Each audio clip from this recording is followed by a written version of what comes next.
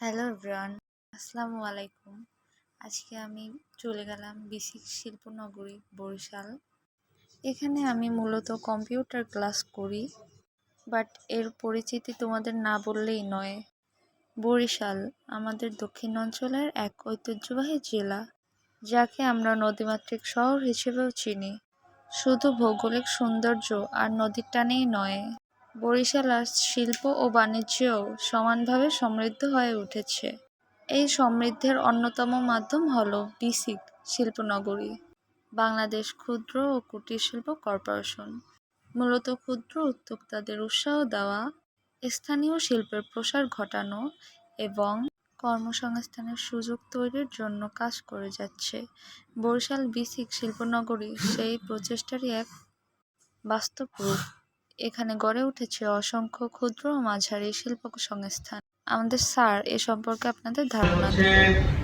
ধন্যবাদ আপনাকে আসার জন্য। সেটা হচ্ছে বিসিক হচ্ছে এমন একটা প্রতিষ্ঠান যেটা উদ্যোক্তা গড়ার কারিগর, বিসিক যাকে বলা হয়, বাংলাদেশ ক্ষুদ্র কুটির শিল্প কর্পোরেশন। এটি আপনার 1957 সালে শুরু হয়েছে যাত্রা, এবং বরিশাল বিসিক 1961 সালে শুরু হয়েছে। এই ধারাবাহিকতায় বিসিকের মূল কাজ হচ্ছে উদ্যোক্তাদের প্রশিক্ষণ দিয়ে স্বাবলম্বী করা এবং আপনার কর্মসংস্থানের সৃষ্টি করা। আমাদের একটা স্লোগান আছে, don't seek job, create job. তো সেই হিসেবে আমরা বরিশালে প্রতি বছর আপনারা জানেন যে উদ্যোক্তা উন্নয়ন ট্রেনিং 8টা ট্রেনিং দেওয়া হয়। এটাই হচ্ছে মূলত যে আমরা রিয়েল মার্কেট কিভাবে আমরা বিল্ড আপ করবো, রিয়েল মার্কেটের সিনারিটা কি, এই বাস্তব ধারণা দেওয়ার জন্যই মূলত আমাদের এই মিনি মার্কেট। স্যার যে বলল মিনি মার্কেটের কথা, এখানে যাদের দেখতে পাচ্ছেন সবাই স্টুডেন্ট।